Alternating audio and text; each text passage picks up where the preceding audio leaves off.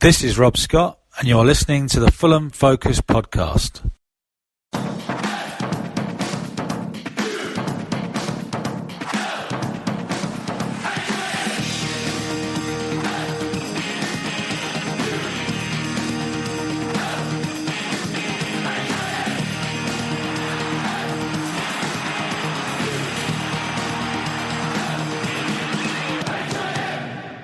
Fulham.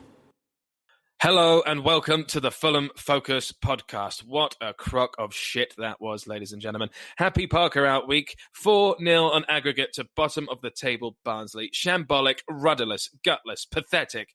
But we're still third. How many times do we need to say the opposition were well drilled? Is this really just a blip, or is this paper over the cracks finally running out? I think the latter, but let's find out what my co-hosts think. Matt, Domm and Will Oakley are with me. Let's talk about this absolute shower.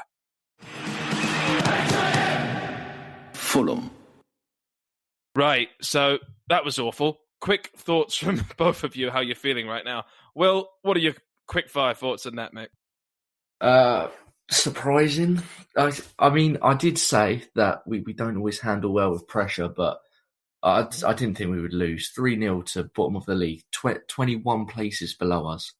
And we have the chance to push for second, and they're trying to survive relegation. They just wanted it more than us, and it was just poor all round. Yeah, I completely agree, man. For you, Mr. Domm? Do we really have to talk about this? No, I kind of agree. It's almost as if we caught up a bit quickly, because as Will says, we're not good with that expectation on us. We almost went up automatically a couple of seasons ago because we had an almost impossible chase to get there. And it seems as if once we're expected to win, home game against Barnsley, I think most teams in the league will expect to win that, but fell apart. Absolutely not good enough. Terrible, awful. What else can you say? I mean, we will come to say what we need to say. I mean, let's start with the lineup, though. I mean, our general thoughts on it. I mean, Storm Dennis, we could give so many excuses about the wind and the weather, but all the other teams that should have won with the same weather conditions that they won their game, so we shouldn't dwell on that too much. But Storm Dennis, let's talk about the lineup. Where the fuck is actually the real Dennis? I mean, he was on the bloody programme. I mean, what were your thoughts on the original lineup, Mr. Will? Well, I don't know. I was surprised to see Sessegnon in there, to be fair. He hasn't played in quite a few matches, but I guess it's because we got the Friday game against Derby and, we were expected to win this, heavy favourites. But everyone else that came in, I was kind of expecting it. McDonald's coming back in. I think we definitely missed him last game against Millwall. But no, I think the rest of the lineup's quite self-explanatory, maybe apart from Knockout because he was out injured for a bit. But yeah, it's a good lineup, and with that lineup, we should be expected to win against bottom of the league. Yeah, I mean, I was delighted to see Arter not in the lineup. He's far from my favourite player. I thought with McDonald in there, we'd look more solid in the midfield, but what do we know? just one of the days. No one played well, and hopefully it's a one-off. One-off in terms of being absolutely smashed at home, because we haven't played that well, even though we've been winning. But this was just kind of complete capitulation, wasn't it? Well, Harry Arter eventually made an appearance, and a lot of people were pretty annoyed about it. And we'll come to the substitutions a bit later on. Now, I've mentioned the weather not really being an excuse. Would you say, Will, that this was up there with one of the worst performances of the season? It felt like we were sort of stuck between Route 1 football or possession football due to the weather. I mean, can you give me a bit of depth on how bad Parker's tactics were this game, and maybe what Barnsley did that we couldn't cope with? Yeah, I mean, we didn't know what we were doing from the get-go, to be honest. The goals just kind of explain themselves. We fumble around in the box, they score from it, and it was like that every single time. But I would say that it's the whole team, to be honest. No one played well. And I guess like you're saying, defence does kind of start with the attack as well, because when the attack and the midfield are losing the ball, pushing forward and leaving that defence exposed, especially when we hardly have any defenders on the pitch, we kind of put them in a difficult position. I think it's hard to say it's the defence fault, it's the attack's fault. I just think as the whole team, it was just dreadful. Yeah, I mean, just to mention the weather again for a minute, I don't think, I mean, both teams were playing in those conditions, weren't they? Exactly. It didn't only affect us. It didn't seem to bother them at all. We just couldn't, they were in our face the whole game. And it's exactly like they were in the first game of the season. And at that point, you sort of put it down to, oh, it's early, we're still getting used to the way Parker wants to play or whatever. But they were even better at it this time. You know, it's half a season later. And just their movement. I think, I should mention Ja Woodrow. I don't think I've ever seen a player work as hard. Well, I have, obviously, that's a bit dramatic, but he worked his absolute socks off and he was running after everything. He was tracking back and, you know, far and away the player of the match. And we couldn't match his work rate. And I don't really know why. I don't know what it was. I can't put my finger on it, as Will says. It was poor. It was poor. They pressed us off the park, didn't give us a chance. And then when they got the ball, they used the space really well. So credit to them. It was just so poor. I mean, it felt like we just had about 9 players instead of 11. It just doesn't feel like we have wingers these days. I mean, a point that Matt Lampert kept mentioning was that, you know, they were double teaming on our wingers all the time. So there was very limited amounts we could do. Knockout kept tracking back a lot of time, kept going backwards. The high press is just something we really struggle to deal with. And is this now something, Will, that you think all teams just know? I mean, we've been completely found out, possibly, don't you think? Yeah, I mean, I think like Dom just said that they played exactly like they played on the opening day of the season. So Exactly. surely you watch that game back before the game and in the weeks leading up to the game to sort out your tactics for this match. Or even if you're not watching that game, you watch Barnsley's previous games. And I haven't watched every Barnsley game of the season, but I'm assuming that they play the same way every game or pretty much every game. So that's something we should be dealing with because clearly we didn't have the tactics to go against how Barnsley played. And if you're not looking at the other team, you're not going to win. No matter how good you are, you have to take in the other team's play style. Exactly. And, you know, we've talked about, you know, we're not creating enough chances. And the defending in this match, I can't really tell if I think it was particularly poor. It was actually more of a goalkeeper problem, let's be honest. I mean, let's talk about heroes to zeros. Mark Rodak, for Mr. Domm, you know, I saw that video when we bought Jordan Archer of all his terrible saves that he made. And it seemed to me like Marek Rodak decided to do his best impression of that video. I mean, we've got a penalty in the 24th minute, him jumping out to Brown in the 51st minute, like Tigger from Winnie the Pooh, and then just a terrible, terrible goalkeeping from an angle he should be covering in the 79th minute for a Ja Woodrow brace. I mean, Marek Rodak, what's going on there, do you think, today? Just a bit of the devil in him, maybe. I'm not sure. Yeah, I mean, I don't know. It went wrong from that first mistake, didn't it? Yeah. It was a definite penalty, don't you think? Oh, for sure. I mean, I thought he'd got it. I don't know how he ended up dropping the ball and, you know, ended up just pulling the guy back. It was awful goalkeeping. And, you know, we've been critical of Marcus Bettinelli a lot on this pod. I have, and I wanted Rodak in the team because I think he's a better keeper overall. So, you know, we've got to give criticism to Marek at the same time. He was terrible, and the decision to come up with the second goal, he was nowhere near it. It wasn't like he just got beaten to it. He was absolutely nowhere near it. So it must have taken him a long time to decide to come for it, and then his confidence is shot again from that. And then the third goal, he decides to stay on his line and not even come anywhere near the ball. I don't know. The third one's a bit harsh to blame entirely him because someone could have got a block in, someone could have got a tackle in. But yeah, not his day. Hopefully it doesn't affect him too much, and hopefully he's got his mistakes all in one go, but where all we lose is 3 points.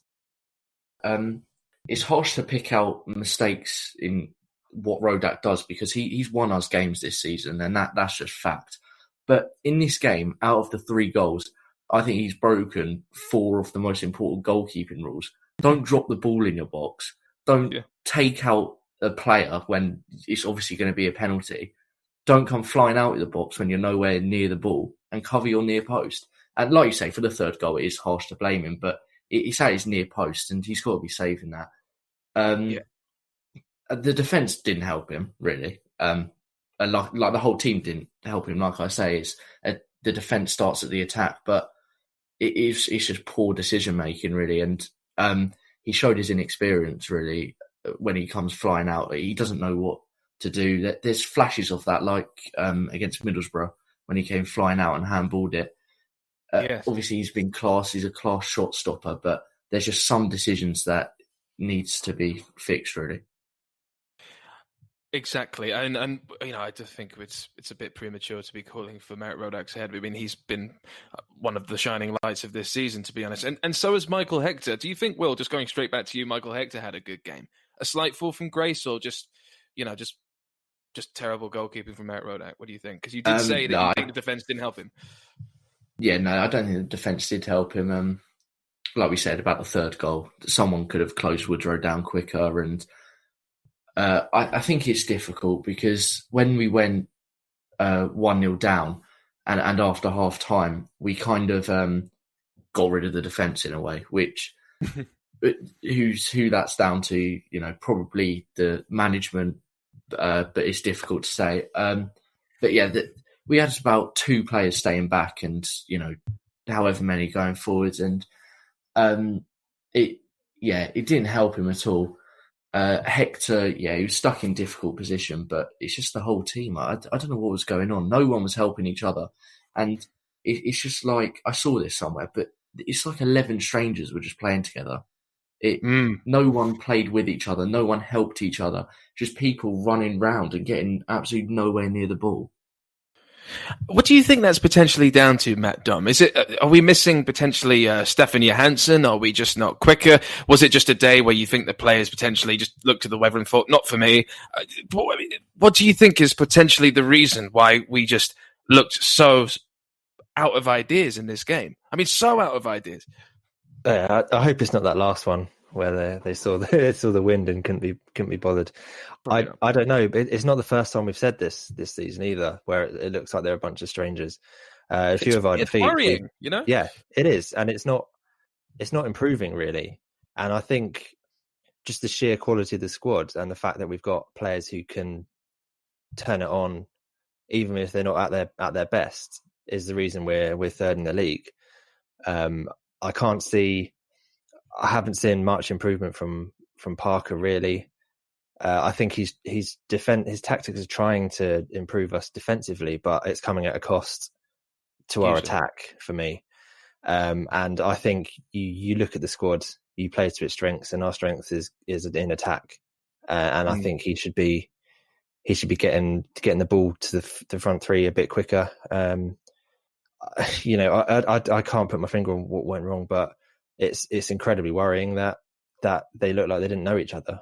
I think it's majorly worrying, and I actually think we're in trouble. But I mean, I get sort of, I don't know, just a bit overly criticised for being too negative. But there is a tweet from Brendan Cronin. Take a bow, mate. I don't want to criticise Parker as we've done well this year, but I always feel it is a case of our natural talent getting us through games instead of coaching or an actual plan. A top coach, and we're way out in front, and we're certainly not getting spanked at home by fucking Barnsley. I mean, that's a brilliant tweet. Just your thoughts on that, Will? I mean, Barnsley must have just been laughing a little bit to themselves, just thinking, how the hell are we third, right? Yeah, I mean, the fact that they've done the double over us this season, it's insane. I just, like you say, I just can't put my finger on it. How have we just lost 3-0 to bottom of the league? And when you say that out loud, it's almost as if it just doesn't sound right. We're third, level on points with second. We need the points to push up to second place. And they've just gone and beaten us when we're at home 3-0. Oh, on aggregate this season, they've beaten us 4-0. That's crazy. So would you argue then, Dom, that our top 4 status has felt like a bit of a lie for some time, in the sense that just, I don't know, it's so tight in the table at the moment, and with a dodgy result against Derby, we could actually be out of the playoff spaces. I don't want to make this a Parker out chat because we've done it to death, and the fan base will never ever be fully decided on it. But I would just like to think what your actual thoughts are, and just whether you think or not we can actually get promoted with Scott Parker at the helm really quickly.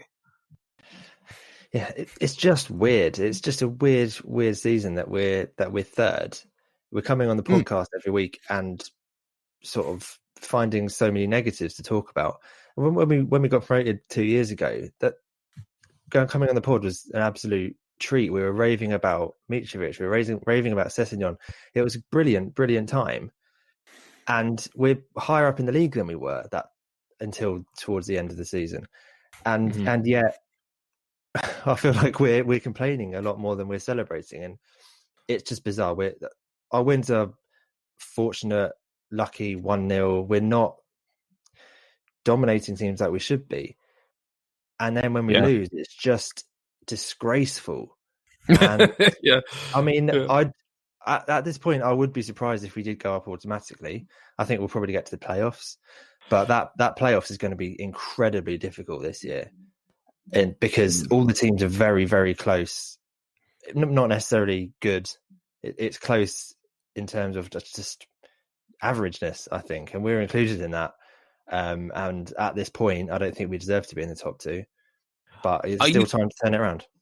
Are you confident that? I mean, this is a sort of semi-serious question for you, Dom. Are you confident that we'd be less entertaining if Chris Hughton was in charge? Because the argument is that Scott Parker's football is incredibly boring, and I feel like it's probably on par with what a lot of people was prophesizing Chris Hughton would provide. No. Okay. Not anymore. Right. Not anymore. Nice. I think again, though. I think my issue with Hughton is I don't think he's the right manager for this squad. And it from what I can see, it doesn't look like Parker's the right manager for this squad because both of them like passing it out from the back, built on a strong defense, and that is not what this team is about. And I don't think we'd necessarily be any better off with Hughton. But, no, I mean, I'm not saying it would be any less or more exciting because, I mean, it's got to be more exciting, isn't it? Well, it just feels like, this is a Ferrari of a squad and we hired a bus driver to drive it, and it just isn't really working at all. Let's talk about Parker's substitutions. I think this was a very, very vocal point of the game, especially from Danny Boy. When he found out that Matt Arter came on for Tom Kearney, I've never seen him react like that. I mean, the things he wrote, I don't want to say out loud, but they were very loud and very angry. Tom Kearney... Sorry, is that our Matt Arter came on? Did he? I missed that. Did I say Matt Arter? I meant Harry Arter. Oh, I'm sorry. Sorry, Stato, not you. I mean, he couldn't have done any worse, could he? He was so pissed off when Matt Arter came on. Okay, never mind. Well, look, so yeah, when Harry Arter, beg your pardon, when Harry Arter came on for Tom Kearney, who we talked about Tom Kearney to death, flailing a lot this season, very uninspiring, and I don't think he's going to be a Fulham player next season personally, but we'll talk about that another time. Harry Arter coming on was a big old sort of like, what are you doing at this time of the game, bringing him on? Abubakar Kamara coming on with a bloody piece of paper. I mean, young Will, everyone was just going absolutely nuts. I think it was actual booing about the substitutions at one point, I believe. They're very questionable. McDonald came off for Bobby Reid and Kenny came off for Arter at the same time. So it was a double one, yes. Yeah. So I thought McDonald was actually quite good. Quite good might be a bit of a stretch, but compared to everyone else in that game, he was quite good. So I was quite, I thought that was quite strange. But the fact that he came off for Bobby Reid kind of looks like, oh yeah, attacking sub. But then we take Kearney off for Harry Arter. It's just kind of a bit like, hold on, what's going on? Why take off McDonald and bring on Arter? Because McDonald is better than Arter. Arter runs around like a headless chicken. He isn't good at attacking. He's not great at defending. So what's the point? And Kamara came on in the 65th minute, which I would have liked to see him earlier. I think maybe around the 60 mark or just after their goal, which was, in the 50th, just after their second goal, which is in the 50th minute. But to be fair, Kamara has come on a lot later in other games, so 65th was actually quite good compared to previous games. But yeah, well, he was they arguably weren't great yeah. subs. They weren't great subs, but I mean, I would say that Boubacar Kamara was ironically, well, not ironically, he's been all right this season. He's had his moments, but he was probably our brightest spark of the match. He actually really sort of unsettled the defenses, really ran around like he, gave a shit about winning the game. So I mean, it's kudos to him for that. But it's just this same old stuff. I mean, we didn't go necessarily. I don't think we went 5 at the back, but it's just another sort of amateur-looking decision, wouldn't you say, Matt Domm, that Parker's just sort of like, here you go, let's just throw on every attacker we've got. Yeah, I mean, we've often criticised how late Parker makes his substitutions this season, where you think it's 0-0 or 1-1 and a decent change might change the game here. But as soon as we go 2-0 down, he makes a change. Fair enough, he had to, but it's too late by that point, isn't it? I think, and as you say, Arthur coming on isn't going to make a shred of difference to the way we were playing. Kenny, obviously, had a poor game, but is more likely to score a worldie or set someone up for a goal that we need. And yeah, Kamara coming on, it was a good change because at that point we were desperate, need to get it forward and at pace, and that's what you can do. But yeah, just it was too late. That's my main. No, too late. It was 2-0. We were 2-0 down at that point, and whatever he did at that by then wasn't going to make a difference because we hadn't turned up, and no one from the bench is going to have changed it. Mitrovic is looking quite disinterested at the moment. Do you think that's a worry, or do you think it's just he's being starved, like absolutely starved of service at the moment? Yeah, what are you? It's a little bit. It's a little bit Newcastle for him, isn't it, at the moment? Very good point. That's the worry because he doesn't thrive playing football the way that I think Scott Parker wants us to play football. And that's a worry. But that said, he's the only one who's really scoring goals for us. So he just needs a chance and he puts it in. And that's because he's so good rather than anything to do with the tactics. And we've discussed that before, haven't we? I just don't understand this season. I don't understand it. We're third. Yeah, it feels like we're constantly 10th because we play sort of like a top 10 or top 12 team. Mitrovic is our highest scorer, yet he just sometimes looks so isolated and looks like he just isn't going to score. I just find this season really weird. It's like really, really strange and haunting and like voodoo-ish. I don't understand it. Will, do you have anything you want to add on this, mate? Just on Mitrovic, disinterestedness, or we could just all kill ourselves. I don't know. I think we need to take more risks. That's the problem. If you look at the majority of Mitrovic's goals, they're not made by slow build-ups and then him suddenly running into the box. They're from balls played into the box that, they might not work. But if you're not getting the balls into the box for him, he's not going to score. Because like you say, he needs people moving around him to get him into space and someone to give him a good delivery. And I remember a few of the Prem games last season. Someone needs to just get the ball in the box, even if it's a risky cross that, might get headed away. He's going to be there and he's worth the risk because otherwise we're not going to win games and we're going to lose 3-0 to bottom of the league if we're passing it round, waiting for them to attack us because what's the point in that? Well, before we get on to sort of how we can provide Mitro a bit better, let's go from one striker on our side to another striker, an old striker of us to the other.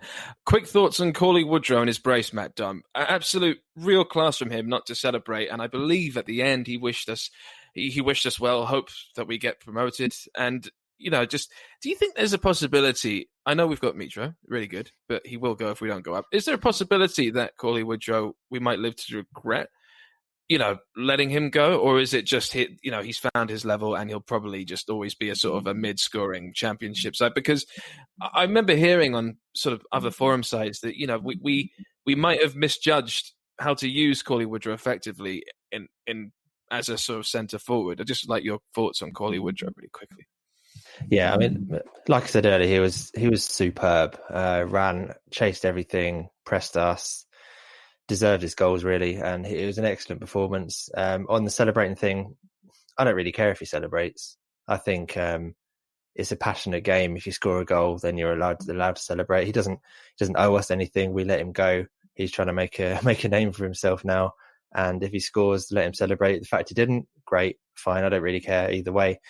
And it's a funny one because I think the position we're in and the kind of, I think his ceiling is the Championship. I think we're a club who's looking to play in the Premier League. So he's good at this level, but then as soon as we go up, which is the plan, then I think he's surplus to requirements because he's not good enough for that league. So I don't think we should have any regrets letting him go. It's just that kind of, he doesn't quite fit where we're expecting ourselves to be at the moment. So it's no more than that, really. And good luck to him. He's a good player. No, fair enough. I just thought I'd ask, play devil's advocate there. But Mr. Will, really quickly before we move on to the Parker rating, if Barnsley did go down, let's say if Barnsley did go down, and do you think Coulda Woodrow would get offers from a Championship club? And just what kind of Championship club you think it would be, really quickly? I think he'd probably go to kind of a mid-table side, like a Blackburn, a Derby, maybe someone that could push for the playoffs, but not kind of set in stone, top 6 or top 3. But I think he's a good goal scorer, and the fact that he scored, I think about 10 goals now for Barnsley. I think it's over that, yeah. Yeah. It's a good goal record, especially for 24th in the league. That's a good record, and I think maybe the Championship is his level. Whether he will eventually be able to push up for a low Premier League side, we'll have to see. But I think Championship is his level, and it's a good level for him because Championship's a good league, and he's playing well in it. He's on good form. Yeah, and he's a good lad, so I just thought we'd just give him a little segment there just to give him some praise. So best of luck, Coulda Woodrow. Thank you very much. Now, let's have your Parker rating. I'm going to just go straight for it and say 2.5 for me. Terrible tactics, terrible substitutions, terrible weather. I'm going to blame him for that. And just generally, just awful. Awful. Matt Domm, your Parker rating? I think 2.5 is generous. Okay. I think I can't remember a worse home result and performance. 2. And I think, honestly, I think I'm even being generous because I don't know what he'd said to the players, but he hadn't got them up for the game. Tactics didn't work. Substitutions didn't work. All around terrible. So 2. All right, 2 from you. I mean, he did actually leave the dressing room kind of early. I think that was one of the things that was mentioned. He came out onto the ground earlier before the players. Arguably, maybe he handed it over to Micho or Kevin McDonald or Tom Kenny. I mean, I don't know if that's a hint that he could be slightly losing the dressing room. I don't know. Or just make them all have a look at themselves. Yeah. Is Scott Parker not supposed to be that kind of character? Wasn't there the rumour that when we beat Brighton last season that he did the team talk at half-time and encouraged us to 4 goals in the second half?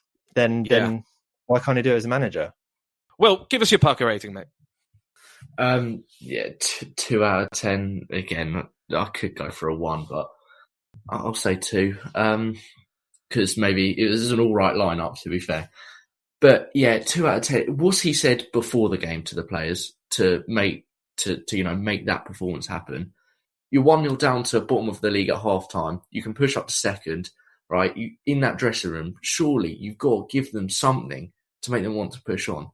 But he hasn't said, well, clearly anything, right? Because we've only gone and conceded more than we did in the first half.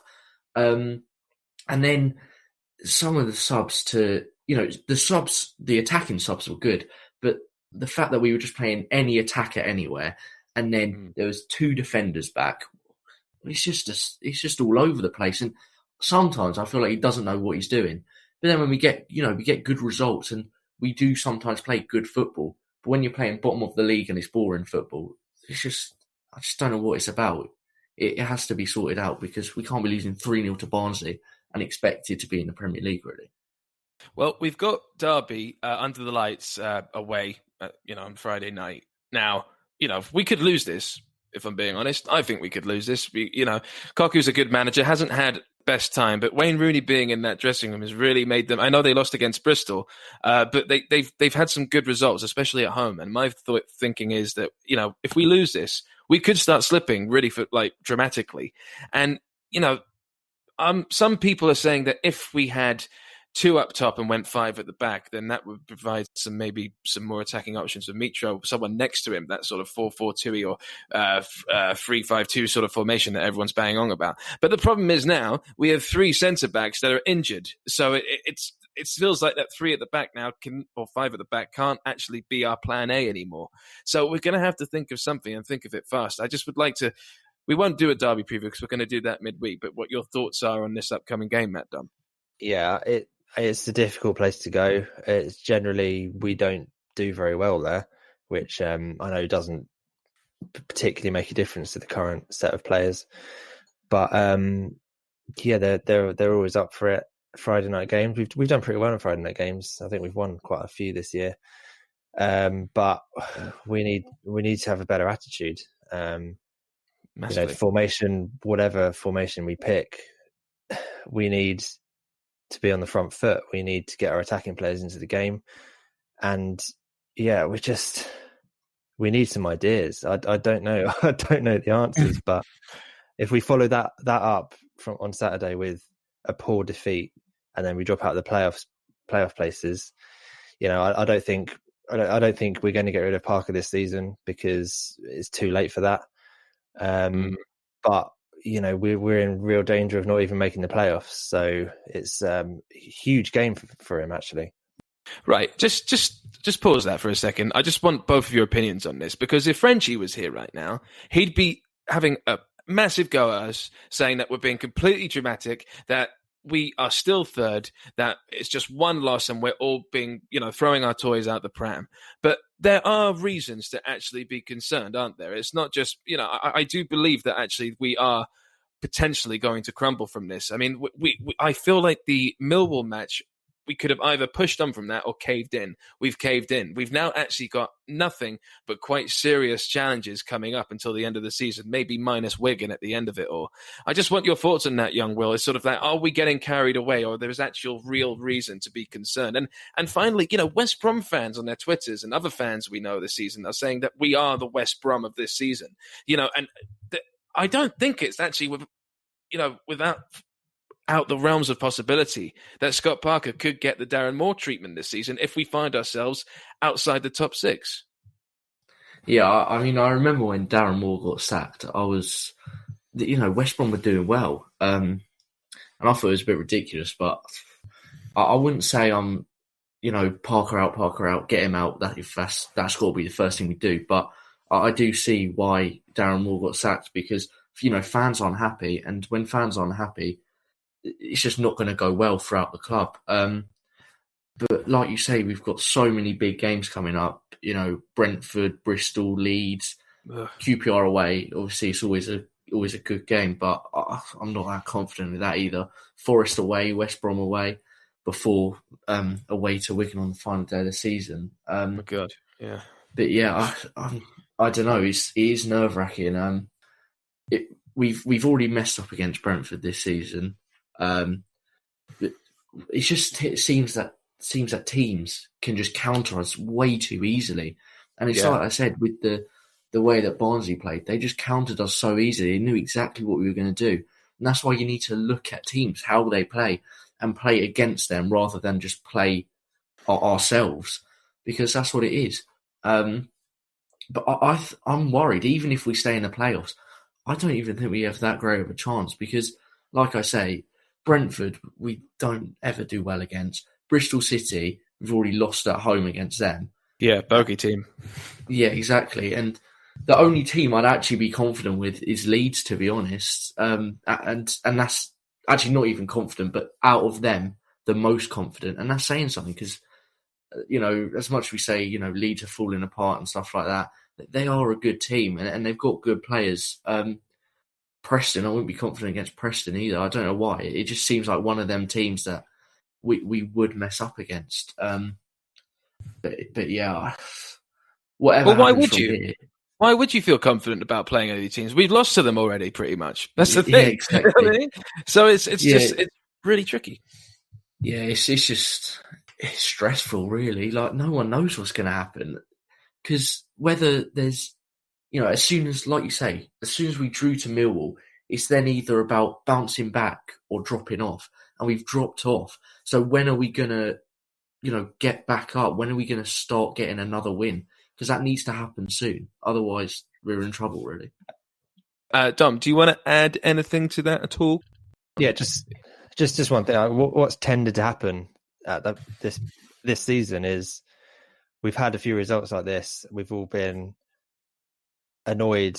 The Parker out bandwagon happens, and then we sort of grind out a few results, and we go back up, and then we lose again. That's sort of the way it goes this season. So it wouldn't surprise me at all if we get a 1-0 on Friday night. But my issue is that even when the season we went up and we weren't getting the results, generally we were playing quite well. And that's kind of what I look at as to whether we're going to improve or not, is if we're playing well, not picking up results, that's one thing.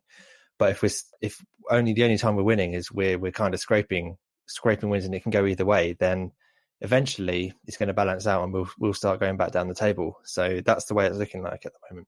Well, we can only hope that things improve. Who knows? I mean, I don't know what Scott Parker's going to do. We'll find out on Friday night. It could be a change of formation. A lot of people would like to see something that just changes everything up slightly with our attacking impetus, maybe even a 4-4-2. But I think that's very, very unlikely, seeing as he's never used it. But who knows? But something certainly needs to happen. The engine needs to run a lot faster. And I think it's definitely time for Stefan Johansson to sort of come back into the fold a bit. Anyway, look, we'll call it a day there, guys. Thank you for talking to me. Thank you to my lovely co-host. Thank you for listening at home. If you like what you hear, please tell your friends about us. We're on Facebook, Spotify, Instagram, iTunes, all the regular pod outlets. And we will be back with a midweek preview for Derby. Me and Frenchie will also be talking about Dennis Adoy. Don't miss it. See you soon. Come on, you Whites.